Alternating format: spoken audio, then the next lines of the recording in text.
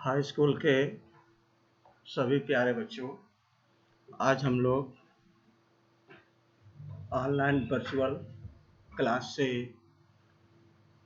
कक्षा 10 का अध्याय 6 जय प्रक्रम के बारे में अध्ययन करेंगे। मैं principal Devi Prasad inter college Shahjahanpur के अवधेश सिंह बोल रहा हूँ। आप सभी लोग ऑनलाइन रहिएगा और अच्छे से बात को समझिएगा। हम जैव, सजीव तथा अजैव निर्जीव में कैसे अंतर करते हैं? यदि हम कुत्ते को दौड़ते देखते हैं या गाय को जुगाली करते देखते हैं, इंसान को गली में चीखते देखते हैं, तो हम समझ जाते हैं सजीव है। यदि कुत्ता, गाय या इंसान सो रहे हैं तो क्या उसे निर्जीव कहेंगे? नहीं, उसको हम सांस लेते हुए देखेंगे, उसको आभास करेंगे वो सांस ले रहा है, तो हम पता कर लेते हैं जीव सजीव है। लेकिन हम उन्हें सांस लेते तो देखते हैं और जान लेते हैं कि वे सजीव है। अगर हम पौधे के बारे में कैसे हम जानेंगे कि सजीव है? क्योंकि पौधा एक स्थान पर रहता है और एक स्थान पर खड़ा रहते हुए अपनी सारी क्रियाएं करता है। पौधे में हरी पत्तियां होती हैं, प्रकाश के प्रति संवेदनशील होता है, तो क्या उसको भी हम निर्जीव कहेंगे? ऐसा नहीं है, क्योंकि पौधे भी सजीव होते हैं। सजीव का मतलब होता है कि जीवधारी के अंदर जीवन संबंधित सभी प्रकार की क्रियाएं परिलक्षित होती हैं। यदि हम सड़क पर गाड़ी दौड़ते हुए देखते हैं या मोटरसाइकिल चलती हुई देखते हैं, क्या उसको हम सजीव मान लेंगे? ऐसा नहीं है। उसको इसलिए सजीव नहीं मान सकते हैं क्योंकि उसके अंदर जीवन संबंधित क्रियाएं नहीं होती हैं। अति सूक्ष्म स्केल पर होने वाली गतियां आंखों से दिखाई नहीं देती हैं। उदाहरण के लिए अणुओं की गतियां, ये अदृश्य आणविक गति जीवन के लिए आवश्यक है। यदि हम इस प्रकार के प्रश्न किसी व्यवसायी जीव विज्ञानी से करें तो उसका उत्तर सकारात्मक होगा। वास्तव में विषाणु के अंदर आणविक गति नहीं होती है।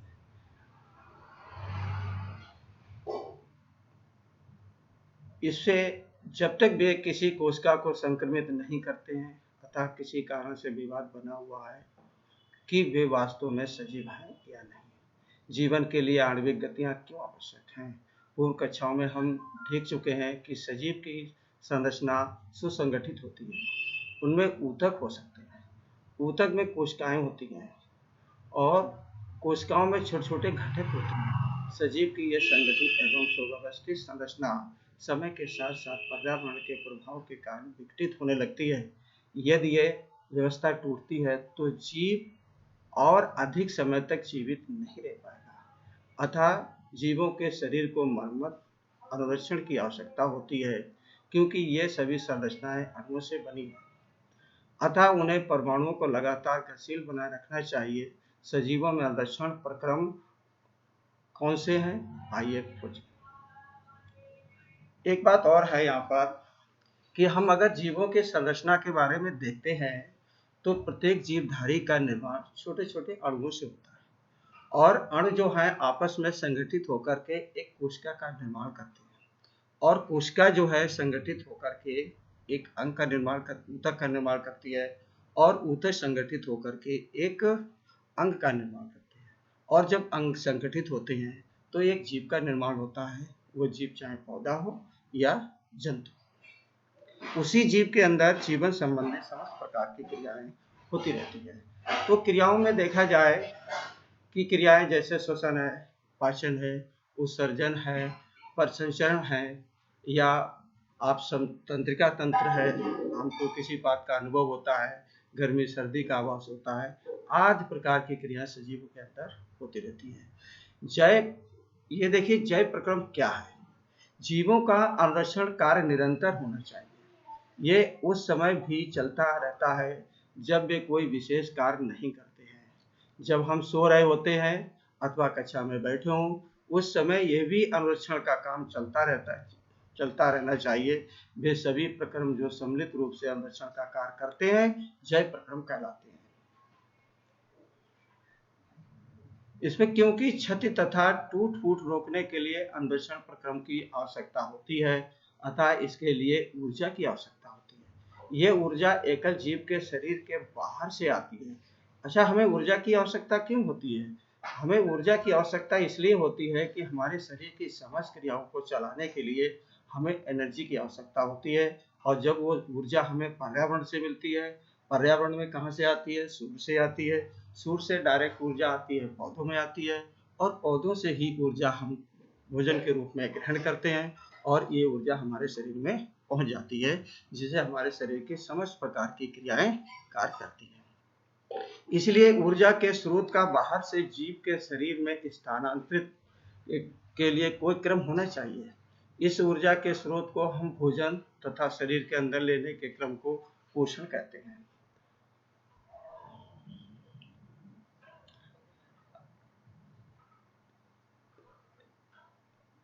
जीवों की शारीरिक वृद्धि होती है, इसके लिए उसे बाहर से अतिरिक्त कच्ची सामग्री की भी आवश्यकता होती है, क्योंकि पृथ्वी पर जीव कार्बन आधारित अणुओं पर निर्भर है, अतः अधिकांश खाद्य पदार्थ भी कार्बन आधारित हैं। इन कार्बन स्रोतों की जटिलता के अनुसार विविध जीव भिन्न भिन्न प्रकार के पोषण क्रम को उपयुक्त करते हैं। चूंकि पर्यावरण किसी एक जीव के नियंत्रण में नहीं है, अतः ऊर्जा के ये बाह्य स्रोत विविध प्रकार के हो सकते हैं। शरीर के अंदर ऊर्जा के इन स्रोतों के विघटन या निर्माण की आवश्यकता होती है, जिससे ये अंततः ऊर्जा के एक समान स्रोत में परिवर्तित हो जाने चाहिए। यह विभिन्न आणविक गतियों के लिए एवं विभिन्न जीव शरीर के संरक्षण तथा शरीर की वृद्धि के लिए आवश्यक है। अणुओं के निर्माण में उपयोगी है। इसके लिए शरीर के अंदर रासायनिक क्रियाओं की श्रृंखला की आवश्यकता होती है। उपापचय, अपचय, अपक्रियाएं अणुओं के विघटन की कुछ सामान्य रासायनिक युक्तियां हैं। इसके लिए बहुत से जीव शरीर के बाहरी स्रोत से ऑक्सीजन प्रयुक्त करते हैं। शरीर के बाहर से ऑक्सीजन को ग्रहण करना तथा कोशिकीय आवश्यकता के अनुसार खाद्य स्रोत के विघटन में उसका उपयोग श्वसन कहलाता है। एक एक कोशिकीय जीव की पूरी तरह पर्यावरण में संपर्क में रहती है, अतः इन्हें भोजन ग्रहण करने के लिए, गैसों का आदान प्रदान करने के लिए या वर्ज्य पदार्थ के निष्कासन के लिए किसी विशेष अंग की आवश्यकता नहीं होती है। लेकिन जब तक जीव के शरीर का आकार बढ़ता है तथा शारीरिक अविकल्प अधिक जटिल होता जाता है, तब क्या होता है? बहुकोशिकीय जीवों में सभी कोशिकाएं अपने आसपास के पर्यावरण के सीधे संपर्क में नहीं रह सकती हैं, अतः साधारण विसरण सभी कोशिकाओं की आवश्यकताओं की पूर्ति नहीं कर सकता है। अब लोग विसरण का अर्थ क्या समझते हैं? विसरण का मतलब होता है फैलना। जैसे कि हम अगरबत्ती को एक कमरे में लगा देते हैं, तो कमरे में अगरबत्ती की गंध जब तक पूरे कमरे में फैलती रहती है, जब तक पूरा कमरा गंध से पूरा नहीं भर जाता है। इस क्रिया को विसरण कहते हैं, फैलना कहते हैं। अर्थात विसरण का परिभाषा है कि कम सांद्रता वाला अणु अधिक सांद्रता वाले अणु कम सांद्रता वाले अणुओं की ओर बहते हैं, जब तक कि दोनों की सांद्रताएं बराबर नहीं हो जाती हैं। हम पहले भी देख चुके हैं कि बहुकोशिकीय जीवों में विभिन्न कार्यों को करने के लिए भिन्न भिन्न अंग विशिष्टीकृत हो जाते हैं। हम इन विशिष्टीकृत ऊतकों से तथा जीव के शरीर में उनके संगठन से परिचित हैं, अतः इसमें कोई आश्चर्य नहीं है कि भोजन तथा ऑक्सीजन का अंतर्ग्रहण भी विशिष्टीकृत ऊतकों का कार्य है। परंतु इससे एक समस्या पैदा होती है। यदि भोजन एवं ऑक्सीजन का अंतर्ग्रहण कुछ विशिष्ट अंगों द्वारा ही होता है, परंतु शरीर के सभी अंगों को इसकी आवश्यकता होती है, इस स्थिति में भोजन एवं ऑक्सीजन को एक स्थान से दूसरे स्थान तक ले जाने के लिए वहन तंत्र की आवश्यकता है। तो हमारा परिवहन तंत्र कौन होता है? हमारा परिवहन तंत्र हृदय है, शिराएं हैं, धमनियां हैं। इनके माध्यम से हम पोषक तत्वों को शरीर के विभिन्न भागों तक पहुंचाते हैं और से वहां से उत्पन्न हुए उत्सर्जी पदार्थों को उत्सर्जी अंगों में पहुंचाया जाता है। जब रासायनिक क्रियाओं में कार्बन स्रोत तथा ऑक्सीजन का उपयोग ऊर्जा प्राप्ति के लिए होता है, तब ऐसे उत्पादों भी बनते हैं जो शरीर के कोशिकाओं के लिए न केवल अनुपयोगी होते हैं, बल्कि वे हानिकारक भी हो सकते हैं। इन अपशिष्ट उत्पादों को शरीर के बाहर निकालना अति आवश्यक है। इस प्रक्रम को हम उत्सर्जन कहते हैं। मैंने आपको पहले बताया था, उत्सर्जन का मतलब है कि शरीर के अंदर विभिन्न प्रकार की उपापचय और अपचय क्रियाएं होती हैं, और इन उपापचय और अपचय क्रियाओं के उपरांत शरीर में दूषित पदार्थों का निर्माण होता है। इन दूषित पदार्थों को शरीर से बाहर निकालने की क्रिया को हम उत्सर्जन कहते हैं। आप लोग ये परिभाषाओं को लिखते जाइएगा कायदे से। यदि यदि बहुकोशिकीय जीवों में शरीर अभिकल्पना के मूल नियमों का पालन किया जाता है तो उत्सर्जन के लिए विशिष्ट ऊतक विकसित हो जाएगा। इसका अर्थ है कि परिवहन तंत्र की आवश्यकता अपशिष्ट पदार्थों को कोशिका से इस उत्सर्जन ऊतक तक पहुंचाने की होगी। आइए हम जीवन का अन्वेषण करने के लिए आवश्यक प्रक्रमों के बारे में एक एक करके विचार करते हैं। हमारे जैसे बहुकोशिकीय जीवों में ऑक्सीजन की आवश्यकता पूरी करने के लिए विषण क्यों अपर्याप्त है? देखिए, ऑक्सीजन की आवश्यकता पूरी करने के लिए विषण आवश्यकता ये है कि जो हमारे शरीर में ऑक्सीजन की मात्रा कम हो जाएगी, पर्यावरण में ऑक्सीजन की मात्रा अधिक होगी, तो ऑक्सीजन वो विषण के माध्यम से मेरे शरीर में आ जाएगी और उसकी पूर्ति होगी। ये आप लोग क्वेश्चन को करके होमवर्क के रूप में दिखाएंगे। पोषण, देखिए पोषण एक महत्वपूर्ण है क्योंकि पोषण के बिना कोई भी जीव जीवित नहीं रह सकता है। पोषण का तात्पर्य होता है कि भोजन ग्रहण करने से लेकर उसका पाचन, अवशोषण, स्वांगीकरण और बहिक्षेपण तक की संपूर्ण क्रिया को हम पोषण कहते हैं। और पोषण के द्वारा ही ऊर्जा उत्पन्न होती है, अपशिष्ट पदार्थ भी उत्पन्न होते हैं, और जो ऊर्जा उत्पन्न होती है इस ऊर्जा का प्रयोग हमारे शरीर में विभिन्न जैविक कार्यों में किया जाता है, जैसे खेलना, पढ़ना, कूदना या अन्य कार्य करना। इसके साथ साथ आपका श्वसन हुआ, हृदय का धड़कना है, पाचन क्रिया हुई, सारी क्रियाएं पोषण के द्वारा प्राप्त ऊर्जा के द्वारा ही होती है।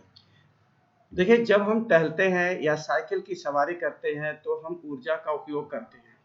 उस स्थिति में भी जब हम कोई आभासी क्रियाकलाप नहीं कर रहे हैं, हमारे शरीर में क्रम की स्थिति के अन्वेषण करने के लिए ऊर्जा की आवश्यकता होती है। वृद्धि, विकास, प्रोटीन संश्लेषण आदि में हमें बाहर से भी पदार्थ की आवश्यकता होती है।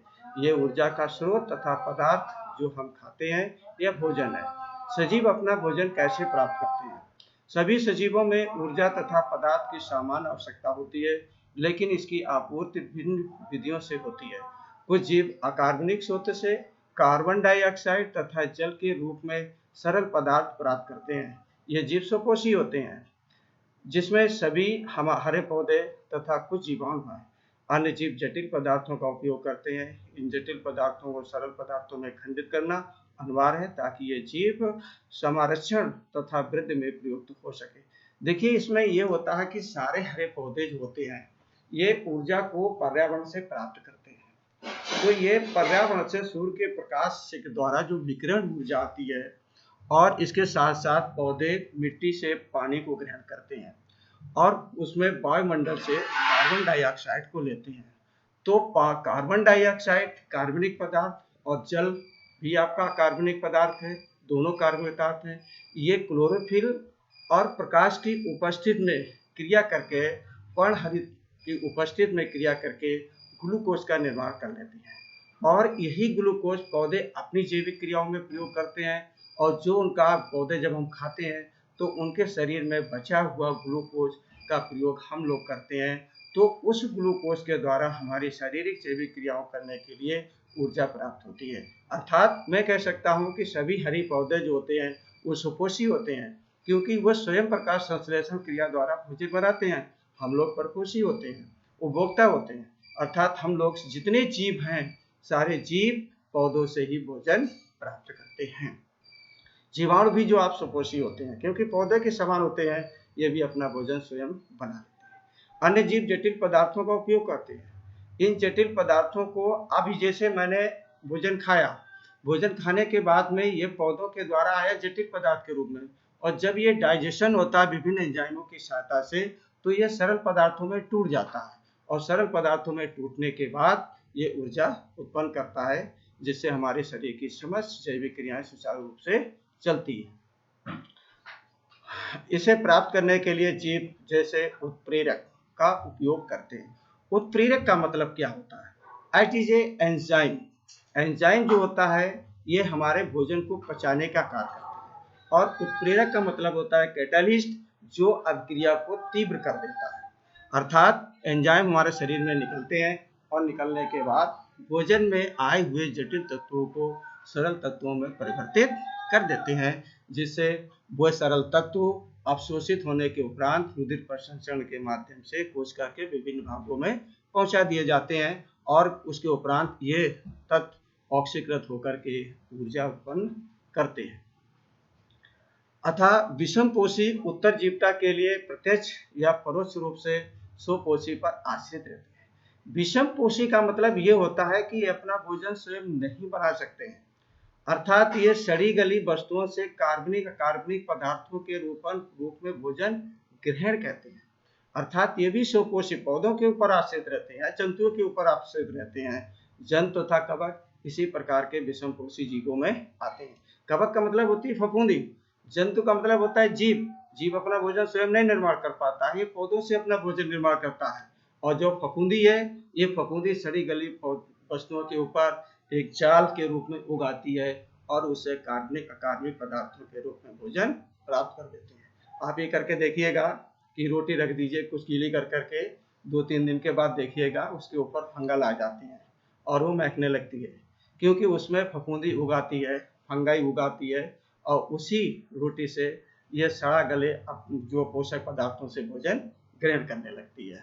तो ये जो है आपका फफूंदी हुआ। स्वपोषी, अब ध्यान से आप देखेंगे इसमें कि स्वपोषी जीव जो होते हैं सारे हरे पौधे होते हैं। स्वपोषी जीव की कार्बन तथा ऊर्जा की आवश्यकता प्रकाश संश्लेषण द्वारा पूरी होती है। ये वह क्रम है जिसमें स्वपोषी बाहर से लिए गए पदार्थ को ऊर्जा संचित रूप में परिवर्तित कर देते हैं। ये पदार्थ कार्बन डाइऑक्साइड तथा जल के रूप में लिए जाते हैं, जो सूर्य के प्रकाश और क्लोरोफिल की उपस्थिति में कार्बोहाइड्रेट में परिवर्तित कर दिए जाते हैं। कार्बोहाइड्रेट पौधे को ऊर्जा प्रदान करने के लिए प्रयुक्त होते हैं। अगले अनुभाग में हम अध्ययन कर चुके हैं कि कार्बोहाइड्रेट का मुख्य काम होता है कि ऊर्जा प्रदान करना, अर्थात समस्त क्रियाओं को संचालन के लिए ऊर्जा उत्पन्न करना, और यही कार्बोहाइड्रेट को पौधे स्टार्च के रूप में अपनी कोशिकाओं में संचित कर लेते हैं। ये संरक्षित आंतरिक ऊर्जा की तरह कार्य करेगा तथा पौधे द्वारा आवश्यकता अनुसार प्रयुक्त कर लिया जाता है। कुछ इसी तरह की स्थिति में हमारे अंदर भी देखी जाती है कि हमारे द्वारा खाए गए भोजन से व्युत्पन्न ऊर्जा का कुछ भाग हमारे शरीर में ग्लाइकोजन के रूप में संचित हो जाता है। जैसे मान लीजिए मैंने ग्लूकोज खूब खाया है और मैंने कार्ब नहीं कर पाया उसको, तो वो ऊर्जा जो है, वो ग्लूकोज जो है अपघटित होकर के टूट करके ऊर्जा में परिवर्तित नहीं हो पाया है। अब वो जो मंड है वो ग्लाइकोजन के रूप में परिवर्तित हो जाएगा और हमारी कोशिकाओं में संचित हो जाएगा। जब हमारे शरीर को ऊर्जा नहीं मिलेगी तो यही ग्लाइकोजन ग्लूकोज में टूट जाता है और टूटने के बाद शरीर को कार्य करने के लिए ऊर्जा प्रदान कर देता है। ये नीचे जो रिएक्शन दिया गया है इसको ध्यान से देखिएगा कि 6CO2 प्लस 12H2O, ये पौधे जो हैं, ये सारे पौधे ये प्रकाश संश्लेषण क्रिया के द्वारा ऊर्जा उत्पन्न करेंगे।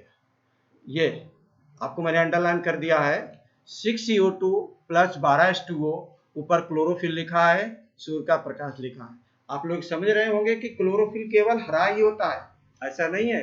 क्लोरोफिल 3 प्रकार का होता है।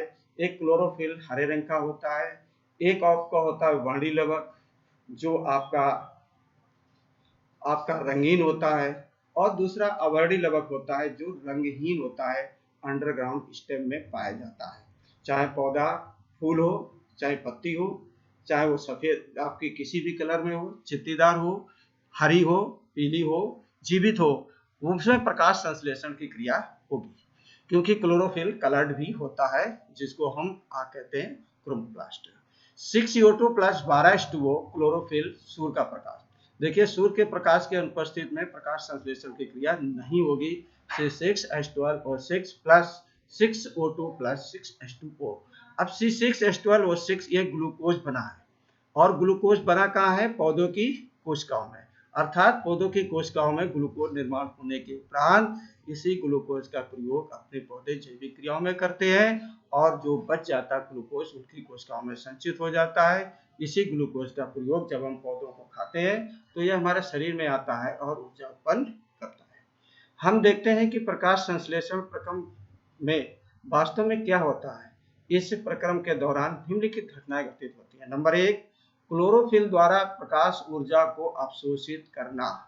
जो प्रकाश ऊर्जा है सूर्य से आ रही है, उसके प्रकाश ऊर्जा को क्लोरोफिल एब्जॉर्ब कर लेता है। प्रकाश ऊर्जा को रासायनिक ऊर्जा में रूपांतरित करना।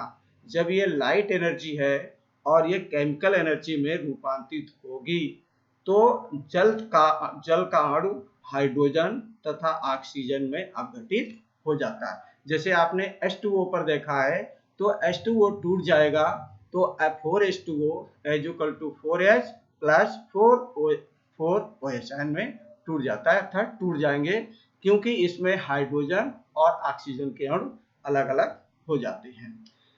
इसमें कार्बन डाइऑक्साइड का कार्बोहाइड्रेट में अपचय।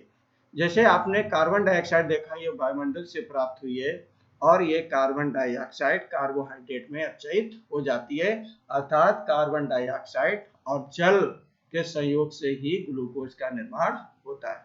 यह आवश्यक नहीं है कि चरण तत्काल एक के बाद दूसरा हो। उदाहरण के लिए मरुद्भिद पौधे, मरुद्भिद जानते हो कौन पौधे होते हैं? जीरोफिटिक प्लांट, जो मरुस्थल में पाए जाते हैं, जिनकी पत्तियां तने में परिवर्तित हो जाती हैं, पानी को संचित कर लेते हैं। इनमें पानी की बहुत कमी होती है। ये मरुद्भिद पौधे रात में कार्बन डाइऑक्साइड लेते हैं और एक मध्यस्थ उत्पाद बनाते हैं, मीडियम उत्पाद बनाते हैं, प्रोडक्ट बनाते हैं। दिन में क्लोरोफिल ऊर्जा अवशोषित करके अंतिम उत्पाद बनाते हैं, अर्थात दिन में ये क्लोरोफिल ऊर्जा को अवशोषित करके लास्ट उत्पाद मतलब ग्लूकोज का निर्माण करते हैं। लास्ट उत्पाद क्या हुआ? ग्लूकोज। तो आपने एक बात देखा है कि मरुद्भिद पौधे जो होते हैं, इसमें आपने देखा है कि मरुद्भिद पौधे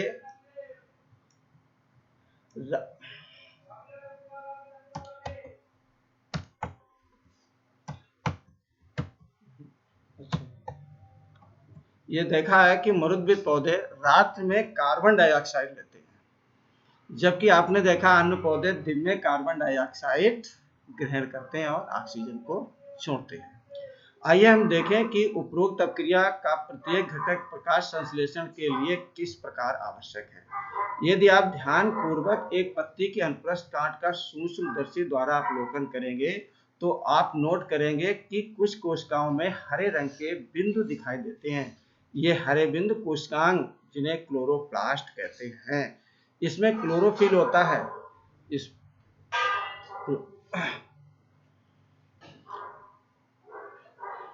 क्लोरोप्लास्ट, इसमें क्लोरोफिल होता है। आइए हम एक क्रियाकलाप करते हैं जो दर्शाते हैं कि प्रकाश संश्लेषण के लिए क्लोरोफिल आवश्यक है। इसके लिए आप एक गमले में लगी हुई एक समतिल पत्ती वाला पौधा लीजिए, जैसे उदाहरण में दिए गए मनी प्लांट या क्रोटन का पौधा। पौधे के 3 दिन अंधेरे कमरे में रखिए ताकि उसका संपूर्ण मंड प्रयुक्त हो जाए। अब पौधे को लगभग 6 घंटे के लिए सूर्य के प्रकाश में रखिए। पौधे से एक पत्ती तोड़ लीजिए, इसमें हरे भाग को अंकित करिए तथा उन्हें एक कागज पर ट्रेस कर लीजिए। कुछ मिनट के लिए इस पत्ती को उबलते पानी में डाल दीजिए। इसके बाद इसे अल्कोहल के भरे बीकर में डुबो दीजिए। इस बीकर को सावधानी से जल ऊष्मक में रखकर तब तक गर्म करिए जब तक अल्कोहल उबलने न लगे। पत्ती के रंग का क्या होता है? विलयन का रंग कैसा हो जाता है? अब कुछ मिनट के लिए इस पत्ती को आयोडीन के तन विलयन में डाल दीजिए और पत्ती को बाहर निकालकर उसमें आयोडीन को धो डालिएगा। पत्ती के रंग का अवलोकन कीजिए और प्रारंभ में पत्ती का जो ट्रेस किया था उसमें इसकी तुलना कीजिएगा। पत्ती के विभिन्न भागों में मंड की उपस्थिति के बारे में क्या निष्कर्ष निकला? आपने देखा है कि आयोडीन हमेशा स्टार्च के साथ क्रिया करके नीला हो जाता है। तो जब हम इतना करेंगे कि अल्कोहल उबाल करके आयोडीन का परीक्षण करते हैं और जिसमें स्टार्च जहाँ धब्बे पर होगा वहाँ पत्ती का भाग नीला हो जाता है और जहाँ पर स्टार्च नहीं होगा वहाँ पत्ती का भाग सफेद रहता है। इससे सिद्ध होता है कि प्रकाश संश्लेषण क्रिया के लिए क्लोरोफिल की आवश्यकता होती है।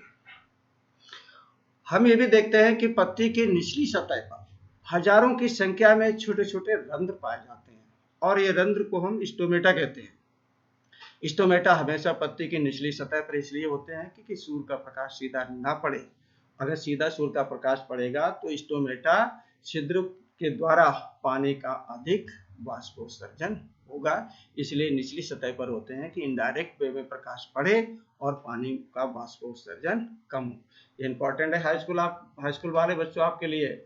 अब हम अध्ययन करते हैं कि पौधे कार्बन डाइऑक्साइड कैसे प्राप्त करते हैं। कक्षा 9 में हमने रंध्र की चर्चा की थी, जो आप देख रहे हैं, जो पत्ती की सतह पर सूक्ष्म छिद्र होते हैं।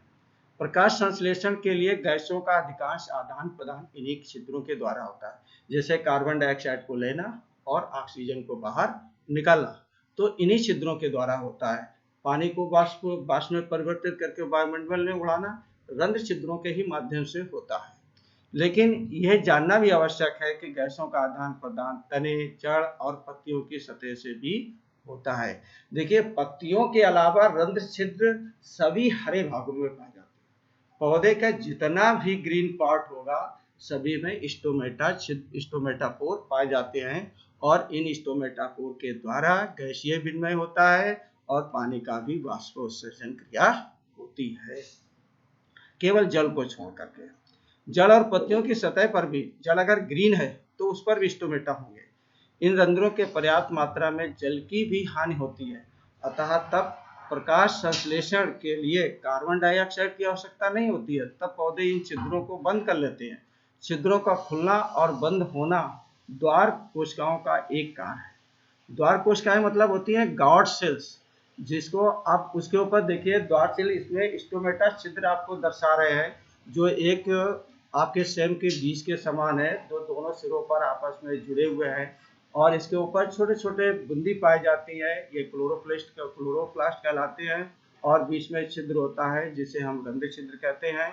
ये आपका रंध्र छिद्र कहलाता है और इसके बाद में ये आसपास जो होती है द्वार कोशिकाएं होती है और ये जो आपकी होती है ये आपकी गॉड सेल कहलाती है, रक्षक कोशिकाएं कहलाती हैं। तो रक्षक कोशिकाओं में पानी पत्ती के मध्य शिरा के माध्यम से आता है। मध्य शिरा से आप मेसोफिल कोशिकाओं में आएगा, मेसोफिल कोशिकाओं से पानी आपका गॉड सेल्स में आता है और जब प्रकाश संश्लेषण की क्रिया प्रारंभ होती है तो स्टोमेटा कोशिकाओं में ये क्लोरोफिल के कण आपको दिख रहे हैं, ये पाए जाते हैं, ये क्लोरोफिल के कण।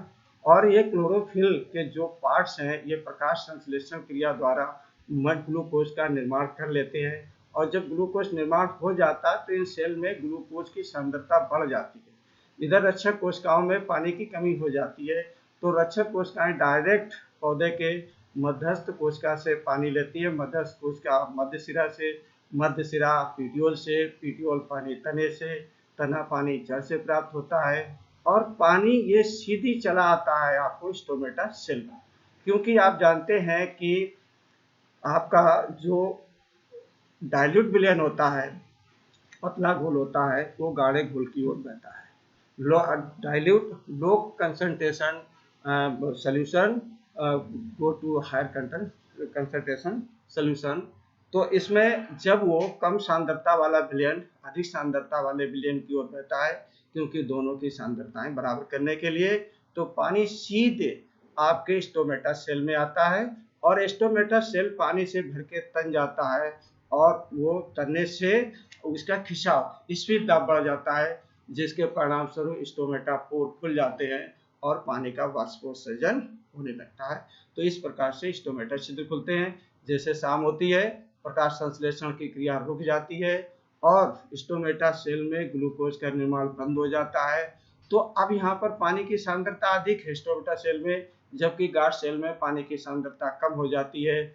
आपकी पत्ती की मध्यस्थ कोशिका में पानी की सांद्रता कम हो जाती है, मिडरिप में पानी की सांद्रता कम हो जाती है, क्योंकि पौधा पानी को अवशोषित नहीं कर रहा होता है। तो इसलिए पानी वो रिवर्स बैक हो जाता है। तो स्टोमेटा सेल से पानी सीधे गॉड सेल में, गार्ड सेल में, मेसोफिल सेल में, मिडरिप में, पेटियोल में और स्टेम में और फिर रूट में पानी चला जाता है। तो जैसे ही ये पानी खत्म हो जाता है स्टोमेटा सेल में तो इसका स्पीड दाब कम हो जाता है और स्टोमेटा सेल दोनों सेल आपस में चिपक जाते हैं और वाष्पोत्सर्जन की क्रिया रुक जाती है। बहुत ध्यान से पढ़िएगा, बहुत इंपॉर्टेंट है ये टॉपिक। लेकिन ये जानना भी आवश्यक है कि गैसों का आदान प्रदान तने, जड़ अथवा पत्तियों के सतह से होता है इन रंध्रों से पर्याप्त मात्रा में जल की भी हानि होती है। अतः जब प्रकाश संश्लेषण के लिए कार्बन डाइऑक्साइड की आवश्यकता नहीं होती है, तब पौधे इन छिद्रों को बंद कर लेते हैं। छिद्रों का खुलना और बंद होना द्वार कोशिकाओं का एक कार्य है। द्वार कोशिकाओं में जब जल अंदर जाता है तो वे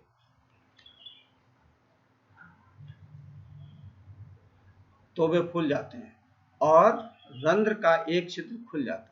इसी तरह जब द्वार कोशिकाएं चिपकती है तो छिद्र बंद हो जाता है। अब हम आइए चलते हैं उपरोक्त दो क्रियाकलापों के बाद में। उपरोक्त दो क्रियाकलापों के आधार पर क्या हम ऐसा प्रयोग कर सकते हैं जिसमें प्रदर्शित हो सके कि प्रकाश संश्लेषण के लिए सूर्य के प्रकाश की आवश्यकता होती है। देखिए, इसके लिए मैं एक्सपेरिमेंट करूंगा। अब तक हम ये चर्चा कर चुके हैं कि स्वकोशी अपनी ऊर्जा आवश्यकता की पूर्ति कैसे करते हैं, लेकिन उन्हें भी अपने शरीर के निर्माण के लिए अन्य कच्ची सामग्री की आवश्यकता होती है। स्थलीय पौधे प्रकाश संश्लेषण के लिए आवश्यक जल की पूर्ति जड़ों द्वारा मिट्टी में उपस्थित जल के अवशोषण से करते हैं। नाइट्रोजन, फास्फोरस, लोहा तथा मैग्नीशियम शरीर के अन्य पदार्थ भी मिट्टी से लिए जाते हैं। नाइट्रोजन एक आवश्यक तत्व है जिसका उपयोग प्रोटीन तथा अन्य यौगिक के संश्लेषण में किया जाता है। इसे अकार्बनिक नाइट्रेट का नाइट्राइट के रूप में लिया जाता है। नाइट्राइट घुलनशील होता है, जबकि घुलनशील के रूप में पौधे आसानी से नाइट्रेट को ग्रहण कर लेते हैं। इन्हें उन कार्बनिक पदार्थों के रूप में लिया जाता है जिन्हें जीवाणु वायुमंडलीय नाइट्रोजन बनाते हैं। अर्थात जो आप सहजीवी जीवाणु बोलते हैं, अर्थात ये नाइट्रोजन स्थिरकारी ही जीवाणु होते हैं, जैसे राइजोबियम है, क्लिस्ट्रीडियम है, नाइट्रोमोनस है, एजोबैक्टर है। ये सब आपके नाइट्रोजन स्थिरकारी जीवाणु कहलाते हैं, जो कि द्विदल वाले पौधे की जड़ों में और मिट्टी में पाए जाते हैं। विषम कोशी पोषण। प्रत्येक जीव अपने पर्यावरण के लिए अनुकूलित है। भोजन के स्वरूप एवं उपलब्धता के आधार पर पोषण की विधि विभिन्न प्रकार की हो सकती है। इसके अतिरिक्त ये जीव के भोजन ग्रहण करने के ढंग पर भी निर्भर करती है।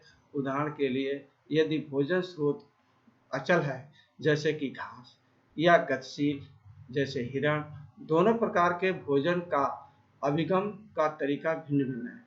तथा गाय व शेर किस पोषण उपकरण का उपयोग करते हैं। जीवों द्वारा भोजन ग्रहण करने और उनके उपयोग की अनेक युक्तियां हैं।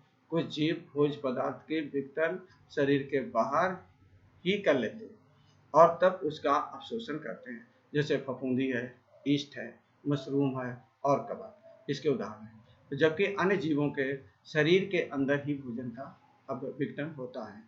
अन्य जीव संपूर्ण भोज्य पदार्थ का अंतग्रहण करते हैं तथा उसका पाचन शरीर के अंदर होता है।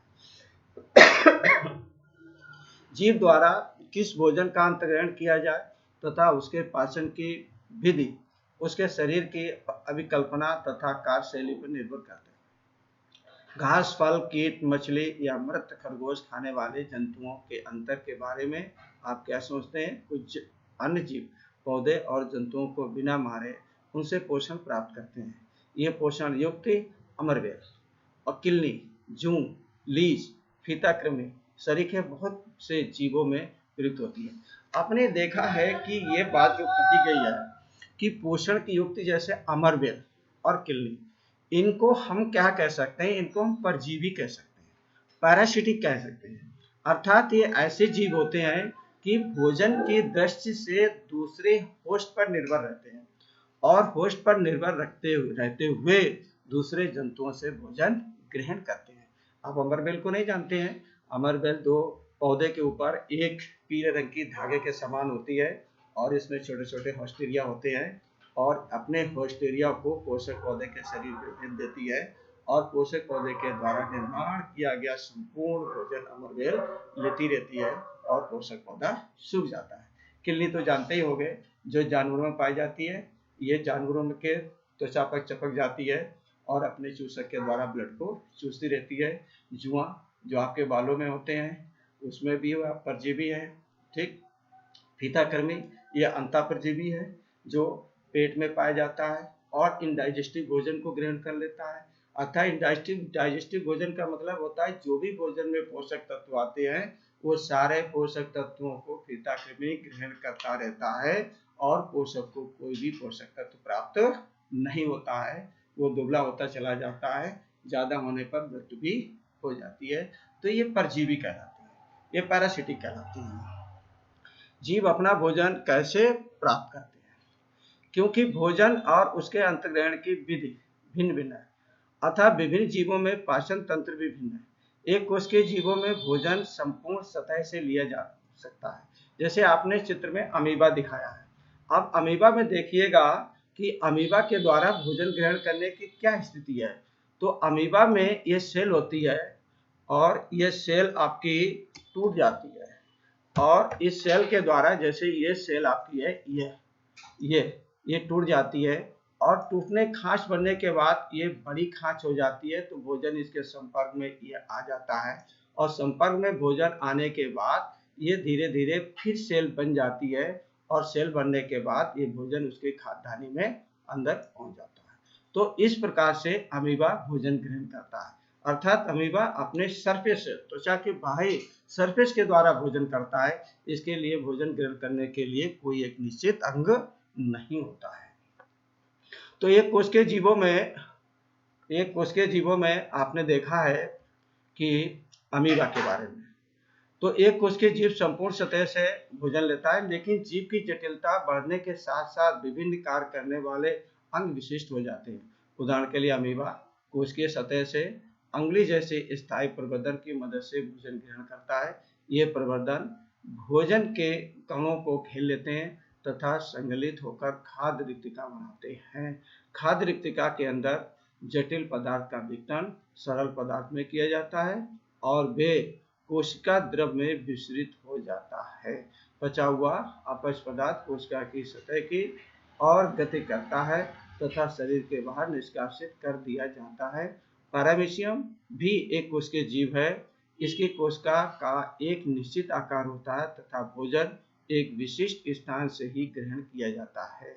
भोजन इस स्थान तक पछाव मतलब इंग्लिश में सीलिया बोलते हैं, जो इसमें पैरामीशियम में आपस में छोटे छोटे रोए के समान होते हैं, उसको हम सीलिया के नाम से जानते हैं, वो हिंदी में पछाव कहते हैं। गति द्वारा पहुंचता है जो कोशिका की पूरी सतह को ढके होता है।